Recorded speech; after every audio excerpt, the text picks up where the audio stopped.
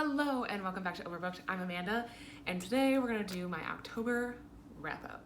October, I read a lot of great books, so I'm going to be talking about all the books that I read this past month.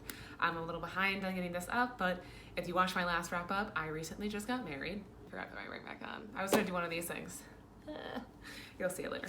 We're going to talk about all the books I read and my thoughts on them. So, let's get started.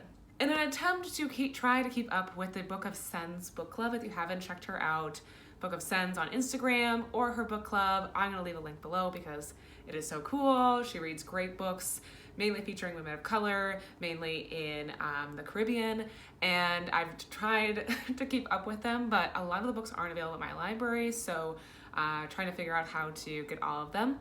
But I have read Bird Summons by Layla Abuela. I kind of started this in September and it rolled into October.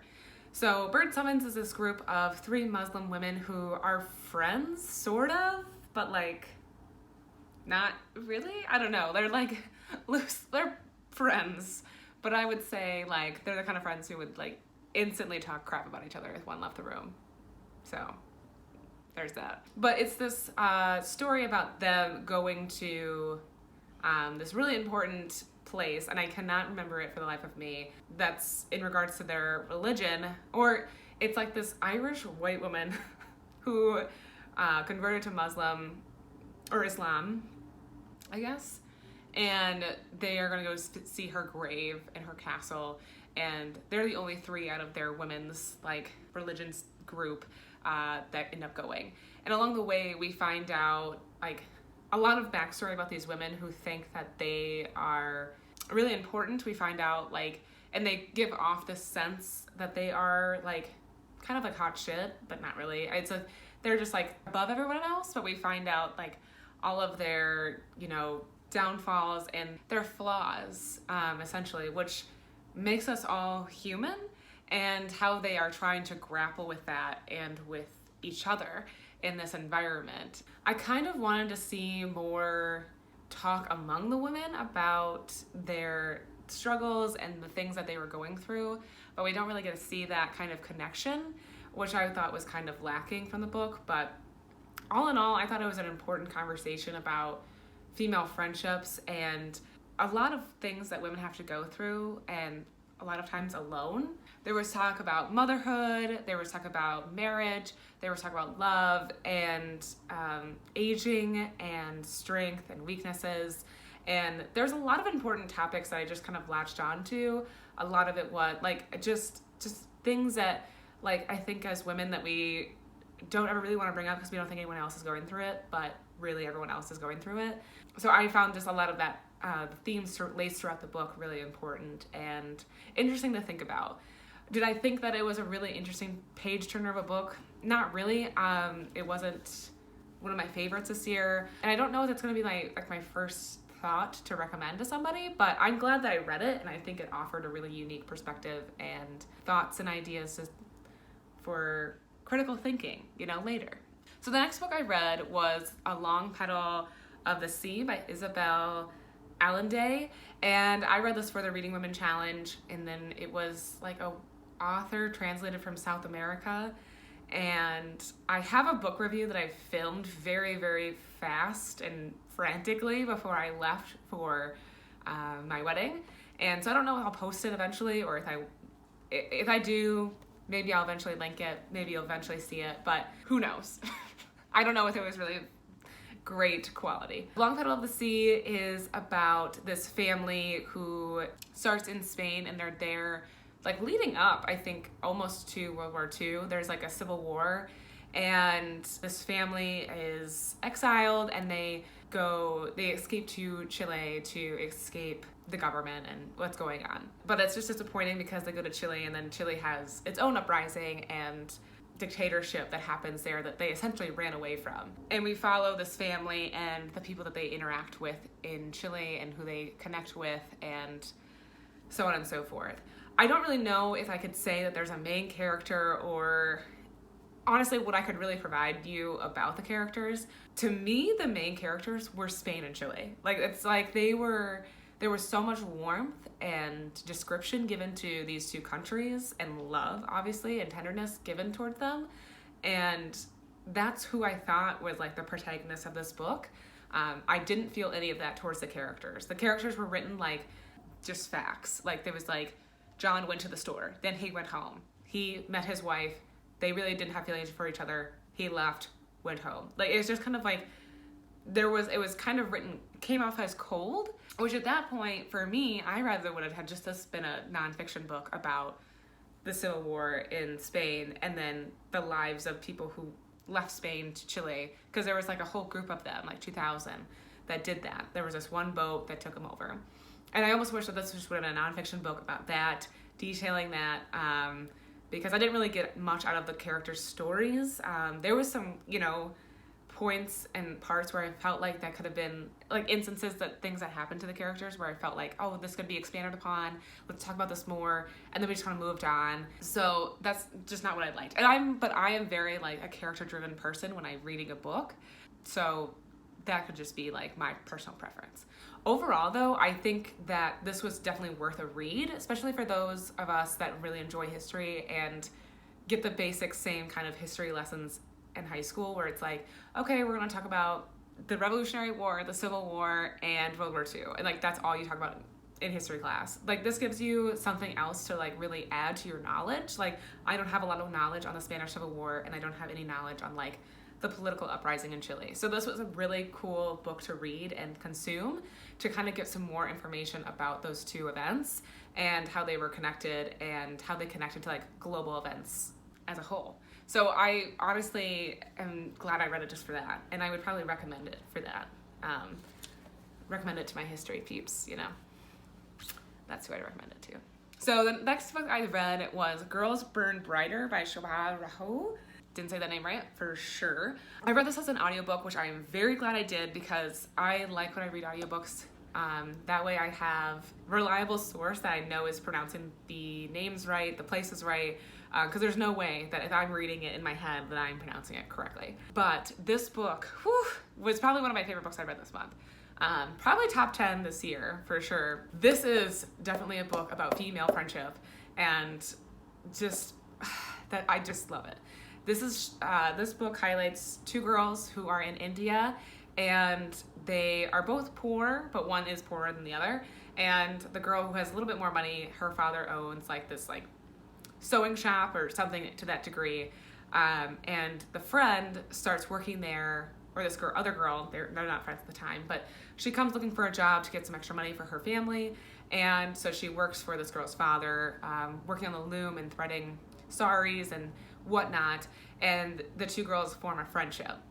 And eventually something happens that leads the girl who works there to run away. And the rest of the book is the girl who was left behind trying to figure out what happened to her friend, and her going through just life, normal life, and getting married off, dealing with this new reality that is her life. And then both of them, showcasing their struggles, because the book goes back and forth between the two. And it is so heartbreaking and hard to read at points, but it is shows like just the strength of the human character, and also the determination of these two girls to just keep going and to hopefully one day be reunited and live their lives the way that they want to. And there was some beautiful passages in this book. I even used I wrote down some of the passages for my wedding vows. There was one that I didn't use, but I thought is just so beautiful, is what is love if not a hunger? And I don't know why, but that just is such a beautiful line to me. And the other one was the other one that I used for my vows. I don't remember what it was, honestly. It's impossible to describe something that is perfect. I think it's something along those lines. There were just so many of those in this book that it was just like I couldn't pull out my notes app faster. This was I cannot recommend this book enough. I saw somebody reading this book on Bookstagram, and I was like, yes, everyone needs to read this book. It was so good. So good. Read it. The next book I read was Redefining Realness, My Path to Womanhood, Identity, Love, and So Much More by Janet Mock. I also read this for the Reading Women Challenge, which was to read a book by a trans author. And this memoir is one of the best memoirs I've read so far. definitely this year, for sure, hands down. Probably one of the top books I've read. And I also read this as an audiobook. Beautiful. I'm so glad I did that. Janet Mock narrates her own audiobook and makes it just a million times amazing. Just, I don't know, it was going to be good either way, but it was so good. Janet Mock just tells us her story. That's essentially what it is. Like, obviously it's in her memoir, so she just takes us through like her life and her growing up in Hawaii, her moving to California to live with her dad, and then eventually coming back to Hawaii, and then just like her story and her path to her true self. And it was just beautiful, heartbreaking, heartwarming, amazing, so well done. This was so good. So good. It's been on my want to read forever. I don't know why it took me so long to get to this, or why I needed the Reading Women Challenge to get to it, but this is why I like the Reading Women Challenge, and because it makes me pick out books I've had forever on my TBR. But it was so good. If you haven't read it yet, I know it's an older book, but it was really, really good. I tore through it. I actually used it as a book I listened to on our drive from Michigan to South Dakota, and it was so nice to have on the way because it really felt like just the 2 hours that we take turns driving, my 2 hours just went by like that because I was just so absorbed in the book.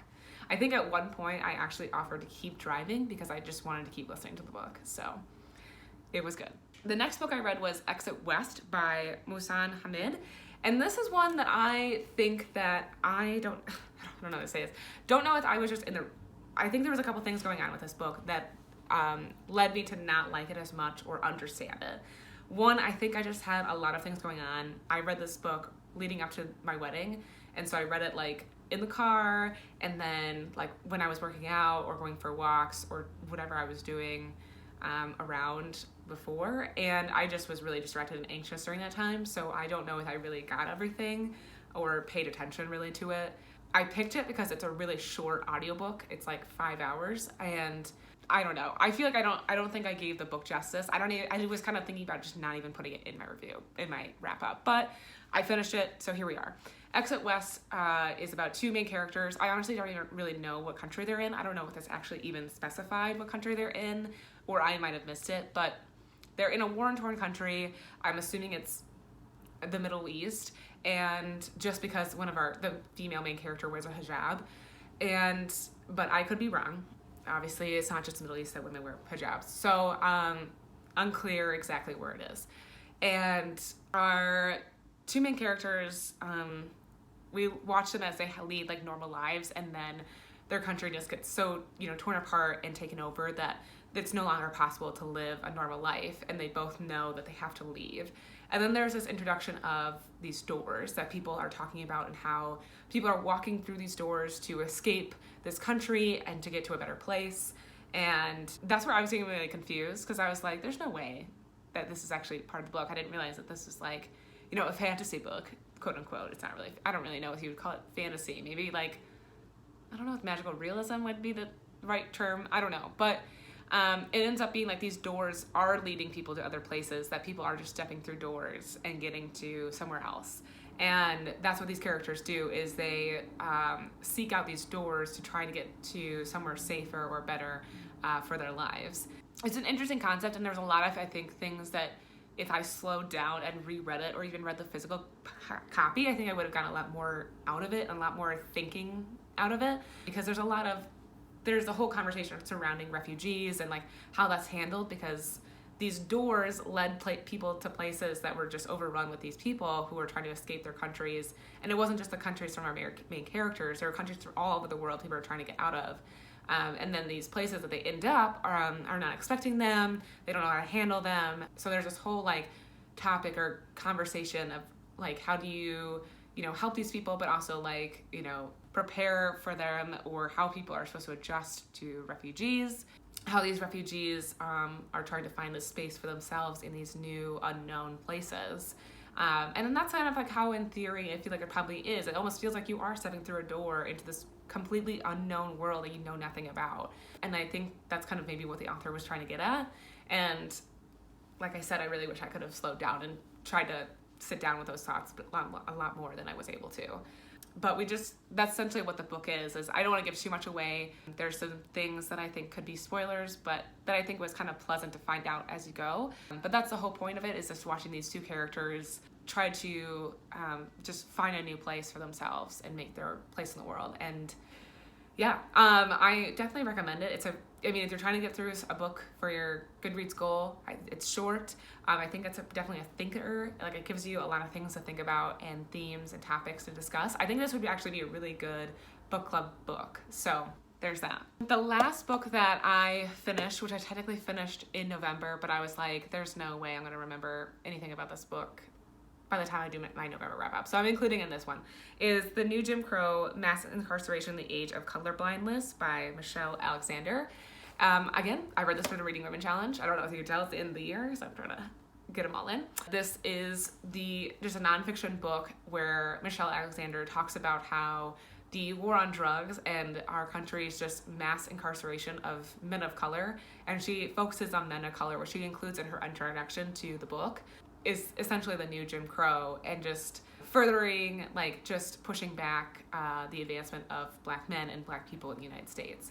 There's a lot of things that are just heartbreaking to read and are added to my awareness of what's going on, especially with the war on drugs. Especially as somebody being, like, grew up, like, I don't know if I'm, like, I was just in that sweet spot where when, like, DARE was still being taught in schools. Like, I remember getting my DARE shirt, just all of that things is, like, who was that really meant for and who was that targeting?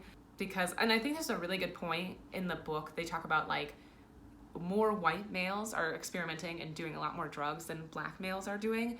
And it's just thinking back to my own, like, high school experience and college experience. It's like, yeah, that's how it is. And it's just, like, that's not what's reflected in our, you know, our prison system. And that's just gives you an indication of what's going on.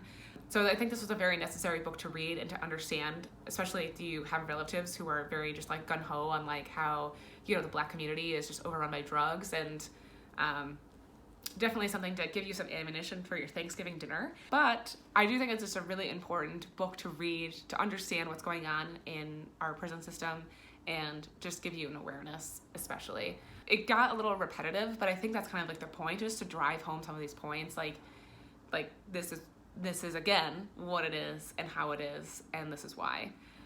So it's really hard and slow to get through, but I definitely think it's a book that's worth reading. So those were my October reads, and now that I am hitched and I have more time on my plate, I am hoping to get through a lot of books in November, and I'm hoping to make some more videos for my channel, and I'm really hoping to get some, like, content planned for Vlogmas/Bookmas, so hopefully that will be a fun time.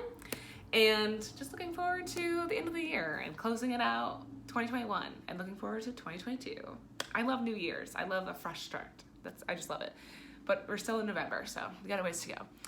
In the comments below, let me know what you read in October, if you've read any of the books that I read, what your thoughts were on it, or what you're reading right now. I would love to hear it. And if you like this video, give it a thumbs up and subscribe if you have not already. And I will see you guys next time.